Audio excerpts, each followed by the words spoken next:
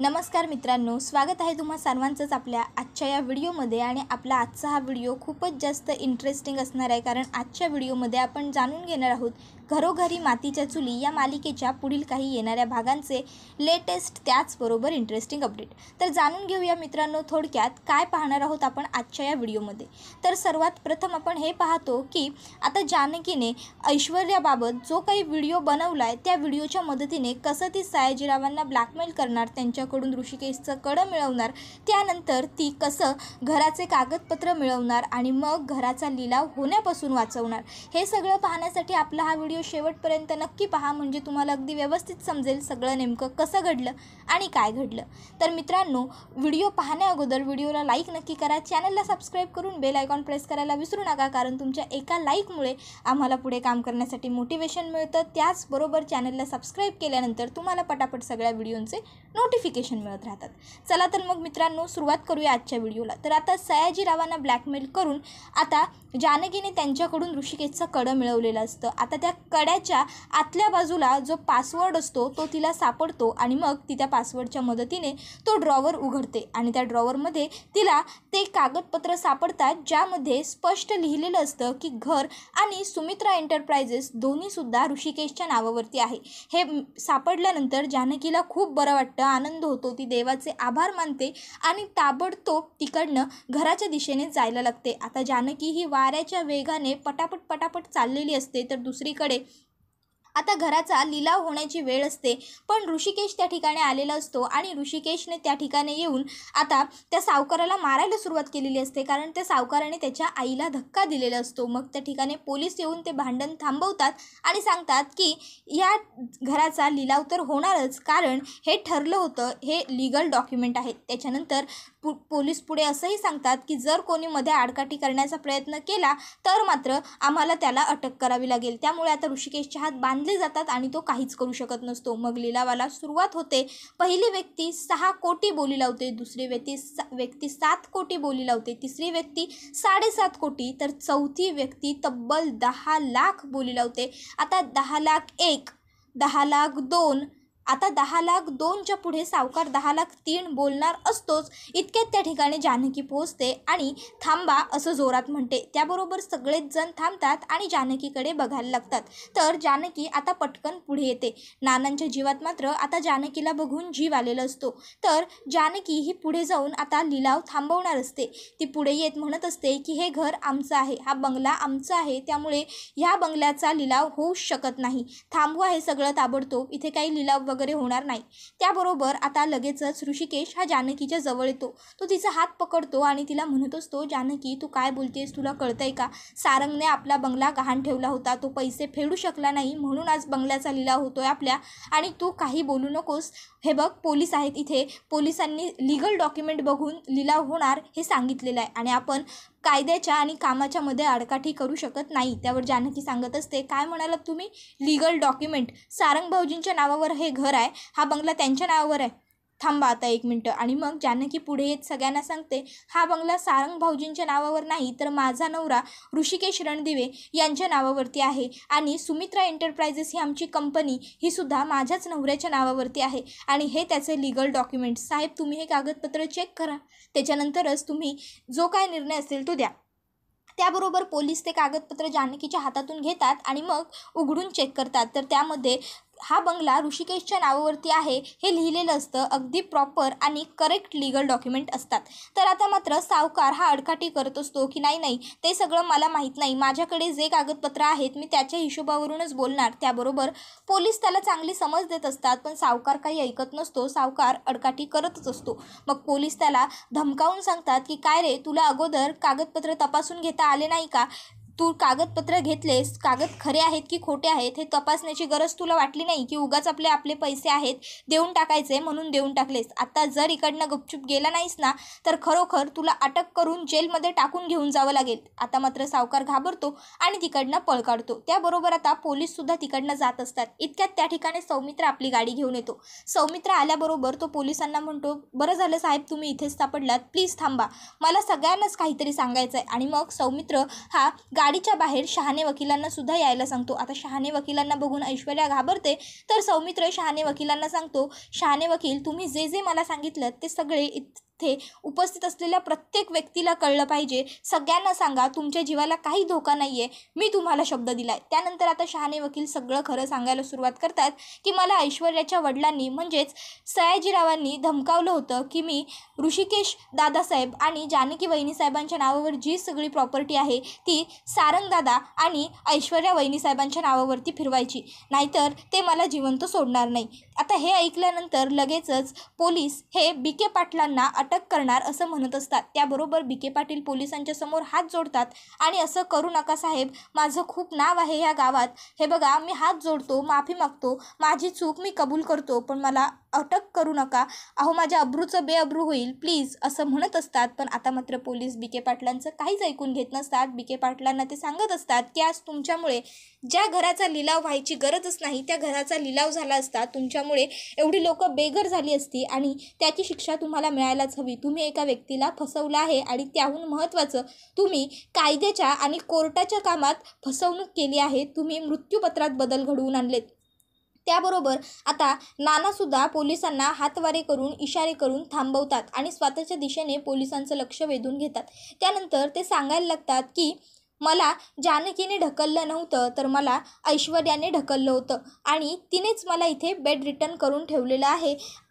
मी त्यावेळेस तिचंच नाव घेणार होतो, पण तिने रात्रीची येऊन मला धमकी दिली की जर मी तिचं नाव आता खरं सांगितलं तर मात्र ती माझ्या नातीला म्हणजेच ओवीला किडनॅप करेल, तिच्या जीवाला धोका होता, त्यामुळे मी मात्र खरं बोलू शकलो नाही आणि मला जानकीवरती मला ढकलल्याचा आरोप टाकावा लागला. हे सगळं सुद्धा ऐश्वर्यानेच केलं होतं. आता हे ऐकल्याच्या नंतर लगेचच पोलीस हे ऐश्वर्याला म्हणायला लागतात की एका माणसाला फिजिकली त्रास दिल्याबद्दल, मेंटली त्याला टॉर्चर केल्याबद्दल, धमकी दिल्याबद्दल तुम्हाला सुद्धा आम्ही अटक करतोय.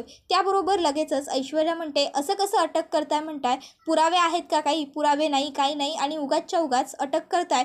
नाही हे शक्य नाही आहे, पहिले तर तुम्ही पुरावे घेऊन या आणि त्यानंतरच माझ्याशी बोला. पुरावे नसताना कसं अटक करणार? हा माणूस काही बडबडतोय, खोटं बोलतोय, म्हातारा झालाय तो, त्याचं डोकं चालत नाही आहे. त्याबरोबर ऐश्वर्या असं म्हटल्याबरोबर पोलिसांना सुद्धा पटतं की कदाचित काहीतरी गैरसमज झाला असेल आणि सगळ्यात महत्त्वाचे पुरावे नसतात, त्यामुळे आता पोलीस हे ऐश्वर्याला अरेस्ट करू शकत नसतात. त्याबरोबर आता जानकी ही लगेचच पोलिसांना म्हणते 1 मिनटं साहेब थांबा तुम्ही, आणि मग ते ऐश्वर्याला म्हणायला लागते की ऐश्वर्या, पुरावा तू नानांना ढकललास या बाबतीत तर नाही आहे, किंवा तू त्यांना मेंटली टॉर्चर केलंस या बाबतीत सुद्धा नाही आहे, पण तू जे काही केलं आहेस त्या एका कामाचा पुरावा माझ्याकडे आहे आणि जर तो मी पोलिसांना दिला तर तुला अटक सहज होऊ शकते गं. त्याबरोबर मात्र आता ऐश्वर्या घाबरते आणि ऐश्वर्या जानकीला म्हणत असते, ए जानकी, तू माझ्या डॅडांना वचन दिलं होतंस की तू असलं काही करणार नाही आणि आता तू असं काही करू शकत नाहीस, लक्षात ठेवायचं. जर जास्त आगाऊपणा केलास तर तुझी गाठ माझ्याशी. आता पोलिसांच्या समोरसुद्धा ऐश्वर्या घाबरत नसते. जानकी तिला म्हणत असते, अगं तू काय मला सांगणार वचन आणि शब्द कसा पाळायचा ते? जानकी रणदिवे नाव आहे माझं. वचन आणि शब्द कसा पूर्ण करायचा हे मला व्यवस्थित माहिती आहे, पण तुझ्यासारख्या लोकांना दिलेला शब्द कधीच पूर्ण करायचा नसतो हेही मला तितकंच चांगलं माहिती आहे. वचन आणि शब्द कोणाचा पाळायचा आणि कोणाचं नाही हे तू मला शिकवण्याची गरज नाही. अगं तीच ना तू जिने खोटं बोलून घरांमध्ये फूट पाडली, एका आईला आणि मुलातला ताटातूट करून आणली. तूच आज आमच्या घराचं एवढं नुकसान केलंस, सुमित्रा एंटरप्राइजेस बुडवलीस, एवढी मोठी कंपनी लॉसमध्ये घातलीस. आता पोलीस म्हणतात 1 मिनटं, तुमचं हे जे काही इंटरनल आहे ते तुम्ही नंतर करा. मॅडम, खरंच तुमच्याकडे काही पुरावा आहे का जो तुम्ही आम्हाला देऊ शकता? त्याबरोबर जानकी म्हणते, हो साहेब 1 मिनटं. आणि मग जानकी पटकन पर्समधला मोबाईल काढून त्यामधला तो व्हिडिओ पोलिसांना दाखवते. आता पोलिसांबरोबर मुळशी गावातली जितकी लोक तिथे उपस्थित असतात, त्याचबरोबर लिलावाला जी लोक आलेली असतात ती सगळीच तो व्हिडिओ बघत असतात आणि त्यामध्ये ऐश्वर्याने स्वतःच्या तोंडाने कबुली दिलेली असते की हो, मीच दागिने चोरी केले. पण मी ज्यावेळेस दागिने चोरी केले त्यावेळेस मी घरातल्या सगळ्या लोकांना बेशुद्ध केलं होतं. मग तुला कसं कळलं? तुला कसा मिळाला माझा व्हिडिओ? मी ज्यावेळेस चोरी केली त्यावेळेस मी कपाट फोडून चोरी केली. आता हे सगळं बघितल्याच्या नंतर पोलीस हे ऐश्वर्याला म्हणत असतात, मॅडम आता आमच्याकडे पुरावासुद्धा आहे आणि आम्ही तुम्हाला अटकसुद्धा करू शकतो. त्या दिवशी आमच्यासमोर एवढं तोंड वर करून खोटं बोलत होतात तेव्हा तुम्हाला काहीच नाही वाटलं? स्वतःच्या घरात चोरी करताना लाज नाही वाटली तुम्हाला? सोडणार नाही तुम्हाला, तुम्ही चला. त्याबरोबर लगेचच आता ऐश्वर्या म्हणत असते, खोटं आहे हे सगळं. मी का असं काहीतरी बोलू? मी काही कबुली वगैरे दिलेली नाही आहे. तुम्ही चुकीचं करताय. मला वकील करायचं आहे. तुम्ही थांबा, मला माझ्या वकिलांशी बोलू द्या. त्याबरोबर लगेचच पोलीस ऐश्वर्याला सांगत असतात, मॅडम हे सगळं आता जेलमध्ये, वकील इथं नाही. जेलमध्ये गेल्यावर काय बोलायचं आहे ते बोलायचं, काय करायचं आहे ते करायचं. आता जेलला जायचं. आणि मग लगेचच ते त्यांच्या एका लेडीज कॉन्स्टेबलला सांगतात की ताबडतोब यांना अटक कर आणि घेऊन चला. त्याबरोबर लगेचच आता ऐश्वर्या ही म्हणायला लागते, एक मिनटं जानकी, तुला आम्हाला शिक्षा द्यायची आहे ना? ज्यांनी गुन्हा केला आहे त्यांना सगळ्यांना शिक्षा द्यायची आहे. मग तुझ्या लाडक्या दिराला कशी सोडशील? साहेब, या सगळ्यामध्ये मला माझा नवरा सारंग रणदिवे याने साथ दिली होती. सारंगच्या मदतीनेच मी चोरी केली. सारंगच्या मदतीनेच मी नानांना ढकललं. मी सगळं काही सारंगच्या मदतीने केलं. सारंगनं या सगळ्यामधलं सगळं माहीत होतं. त्याबरोबर आता सारंग घाबरतो आणि त्याच्या लक्षात आलेलं असतं की ज्या मूर्ख ऐश्वर्यासाठी त्याने आपल्या आईवडिलांवर आवाज चढवला, आपल्या दोन्ही भावांबरोबर भांडला, आपल्या भावजांबरोबर चांगलं नाही वागला, आज त्याच ऐश्वर्याने त्याला कसं लटकवलं. त्यानंतर आता पोलीस हे सारंग, ऐश्वर्या, BK पाटील यांना सगळ्यांनाच अटक करून घेऊन जातात. मग लगेचच आता जानकी ही सगळ्यांपुढे हात जोडत म्हणते, इथे कोणत्याही प्रकाराचा लिलाव होणार नाही. त्यामुळे प्लीज कृपया तुम्ही आता इकडनं गेलात तरी चालेल. हे घर आमचं आहे आणि कायम आमचंच राहणार. त्यानंतर आता दुसऱ्या दिवशी ऋषिकेश आणि जानकीचा थाटामाटात घरात गृहप्रवेश होणार असतो. पुन्हा एकदा ते दोघंही रणदिवे कुटुंबियांच्या घरी राहायला जाणार असतात आणि यासाठी बरेच मोठमोठे पाहुणे सुद्धा इथे उपस्थित राहिलेले असतात. त्यातील एक मोठी व्यक्ती म्हणजेच आदेश भाऊजी आणि सुचित्राताई हे सुद्धा आलेले असतात. आदेश भाऊजी स्वतःच्या हाताने ऋषिकेशला फेटा बांधतात. त्यानंतर ते म्हणत असतात, ज्या घरातून तुला बाहेर काढलं होतं आज त्याच घरात मानाने परत जातोयस तू ऋषिकेश, कॉंग्रॅच्युलेशन्स. त्यानंतर आता जानकी ऋषिकेशला घट्ट मिठी मारते. या क्षणाला जानकी भावूक झालेली असते. मग जीजी तिकडे येतात आणि जानकीला ऋषिकेशला सांगत असतात, काहीही कठीण परिस्थिती आली तरी विजय हा नेहमी सत्याचाच होतो, लक्षात ठेवा. त्यानंतर आता ऋषिकेश हा जानकीला उचलून घेतो आणि घरात घेऊन जात असतो. आता मात्र जानकी खूपच जास्त खुश असते. ऋषिकेशसुद्धा खूप जास्त खुश असतो. आता ऋषिकेश हा घराच्या आत पाऊल टाकणार तेच पुन्हा एकदा सुमित्रा त्या दोघांना थांबवते आणि मग ती आता जानकीला सांगत असते, जानकी अशीच घरात येऊ नकोस, थांब. आणि मग ती तिथे माप ठेवते. जानकीला गृहप्रवेशाच्या वेळी सुमित्रा माप ओलांडून कुंकवाच्या पाण्यात पाय बुडवून आतमध्ये यायला लावते. हे सगळं बघून जानकी खूप जास्त खुश झालेली असते.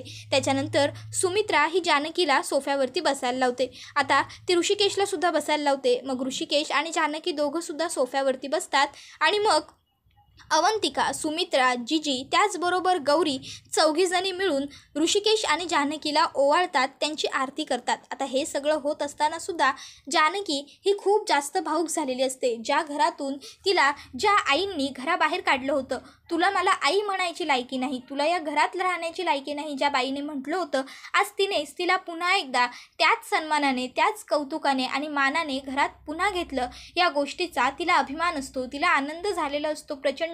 आता हे सगळं होत असताना ऋषिकेश हा जानकीकडे बघत असतो. तिचा आनंद बघून ऋषिकेशला सुद्धा बरं वाटत असतं. खरं तर हे सगळं करावं अशी ऋषिकेशची अजिबात इच्छा नसते, पण जानकीच्या इच्छेपुढे त्याचं काही चालत नाही आणि त्याला जानकीचं ऐकावं लागतं. आता ज्यावेळेस ऋषिकेश आणि जानकीचा गृहप्रवेश होतो त्यावेळेस संपूर्ण मुळशी गावातली लोक त्या ठिकाणी हजर असतात. सगळीच लोक, सगळेच गावकरी अगदी खूप खुश असतात की पुन्हा एकदा ऋषिकेश दादा आणि जानकी वहिनीसाहेब त्यांच्या बंगल्यावरती, त्यांच्या आशीर्वाद बंगल्यावरती परत गेले. त्यांना त्यांचा मान सन्मान परत मिळाला. त्यांच्यावरती लागलेले जे डाग आहेत ते धुतले गेले. सगळ्यात महत्त्वाचं जानकीला हे बरं वाटत असतं की आईंच्या चेहऱ्यावरती ऐश्वर्याने जी काही पट्टी लावली होती की मी नानांना ढकललं, महत्त्वाचं म्हणजे ही पट्टी दूर झाली आणि आईंना ही क्लिअरिटी मिळाली की मी नानांना ढकललं नव्हतं. यामुळे जानकी सगळ्यात जास्त खुश असते. त्यानंतर आता आरती वगैरे करून झालेली असते आणि मग आता गावात जल्लोषही सुरू झालेला असतो. सगळेच लोक खूप खुश असतात. जानकी ऋषिकेशचा गृहप्रवेश हा अगदी शाही पद्धतीने झालेला असतो. तर नानासुद्धा खूप जास्त खुश असतात की पुन्हा एकदा त्यांचा मुलगा आणि त्यांची सून दोघंही घरात गृहप्रवेश करून आलेले आहेत. नानांना खूप बरं वाटत असतं की ऐश्वर्या कायमची घरातून निघून गेली, कारण ऐश्वर्या ही नानांना खूप त्रास द्यायची, कारण नानांना काही बोलता येत नव्हतं, कोणाला काही सांगता येत नव्हतं.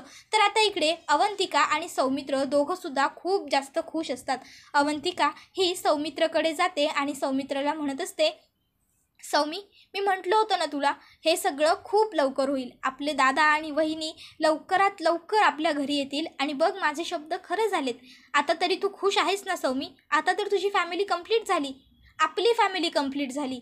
त्यावर सौमित्र म्हणत असतो, हो अवंतिका, खरंच आज मी खूप खूप खुश आहे. ज्या दादा वहिनीने हे सगळं उभं केलं, ज्या दादा वहिनीने हे सगळं इतके वर्ष सांभाळलं, त्याच दादा वहिनींना ह्या घरातून बाहेर जावं लागलं. खरंच किती दुःखाची गोष्ट होती माझ्यासाठी, तुला नाही कळणार. पण आज माझ्या इतका आनंदी व्यक्ती ह्या जगात कोणी नाही. आज दादा वहिनी दोघंसुद्धा घरी आले. आज माझं संपूर्ण कुटुंब एकत्र आहे. हे सगळं तुझ्यामुळे घडलं अवंतिका. तू मला साथ दिलीस म्हणून मी इथपर्यंत पोहोचू शकलो. खरंच थँक्यू सो मच. तुझे उपकार मी कधीच. त्यावर अवंतिका म्हणते, सौमित्र प्लीज, अरे ह्याच्यात उपकार काय, आपलं कुटुंब आहे ते आपणच जोडून ठेवायचं ना, वहिनीच नेहमी म्हणतात ना. त्यावर आता सौमित्र हा तिला म्हणत असतो, बरोबर बोलतेस तू, आपलं कुटुंब आपणच जोडून ठेवायचं. पण जी लोक आपल्या कुटुंबाच्या वाईटावर उठतील त्यांना सुद्धा चांगल्या पद्धतीने धडा शिकवायचा, हे सुद्धा आपल्याला वहिनी सांगत असते. त्यामुळे आता आपण ऐश्वर्याला सोडायचं नाही. त्यावर लगेचच अवंतिका बोलते, एक्झॅक्टली सौमी, आपण ऐश्वर्याला नाहीच सोडायचं. पण हे बघ ना प्लीज, मी काय सांगते ते आता शांतपणे ऐक. सध्या आपल्या घरातलं वातावरण हे खूप चांगलं आहे, आनंदाचं आहे, सुखाचं आहे. बघ ना घरात किती वातावरण प्रसन्न आहे. यामध्ये त्या नालायक मुलीचं, त्या नालायक ऐश्वर्याचं नाव मला नको आहे. हे बघ, तिचं नाव जरी घरात कोणी ऐकलं ना तर सगळ्यांचा मूड उगाचच्या उगाच खराब होऊन जाईल. त्या ऐश्वर्याला तर आपण सुखी सोडायची नाहीच, तिला तर आपण चांगल्या पद्धतीने धडा शिकवायचाच. पण प्लीज आजच्या दिवस या विषयावरती चर्चासुद्धा नको. थोडे दिवस मध्ये जाऊ देत, त्यानंतर आपण ऐश्वर्याला व्यवस्थित धडा शिकू.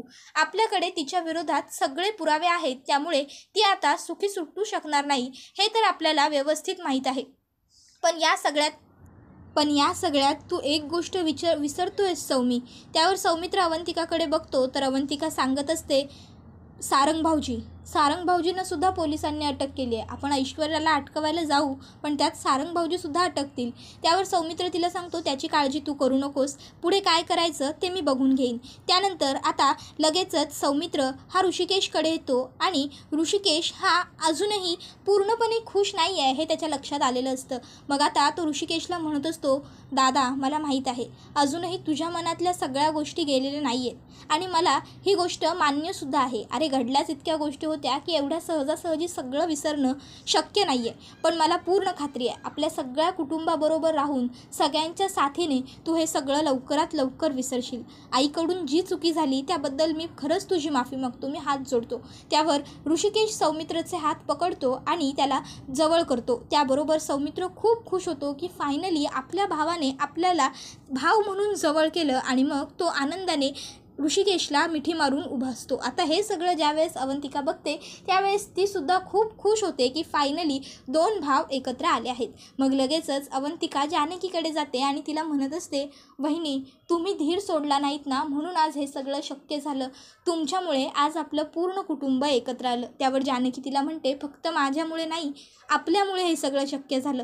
त्यावर लगेच अवंतिका म्हणते, हो वहिनी आपल्यामुळे. पण आता एक गोष्ट कायम लक्षात ठेवा, हे घर तुमचं आहे, हा बंगला तुमचा आहे आणि पुन्हा कधीच ह्या घराच्या बाहेर पाऊलसुद्धा काढण्याचा विचार तुम्ही करू नका.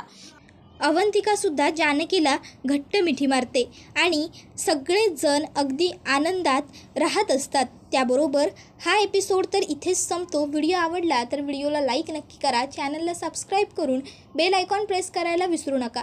मित्रांनो, तुमचा एक लाईक हा आमच्यासाठी खूप मोलाचा असतो. तुमच्या एका लाईकमुळेच आम्हाला पुढे आणखीन चांगले व्हिडिओ तुमच्यासाठी बनवण्याचं मोटिवेशन मिळत राहतं. त्यामुळे व्हिडिओला लाईक नक्की करा, चॅनलला सबस्क्राईब यासाठी करा जेणेकरून तुम्हाला प्रत्येक पुढच्या एपिसोडचे, पुढच्या व्हिडिओचे अपडेट मिळत राहतील. आणि बेल आयकॉन आठवणीने प्रेस करा जेणेकरून तुम्हाला सगळ्या व्हिडिओंचं नोटिफिकेशनसुद्धा अगदी व्यवस्थित पटापट मिळत राहील. त्याचबरोबर आपला व्हिडिओ शेअर करायला विसरू नका, जेणेकरून तुमच्या सर्व मित्रपरिवारांना त्याचबरोबर तुमच्या संपूर्ण कुटुंबालासुद्धा आपल्या या सविस्तर व्हिडिओंचा आनंद घेता येईल. पुढचा व्हिडिओ येईपर्यंत टाटा बाय बाय, धन्यवाद.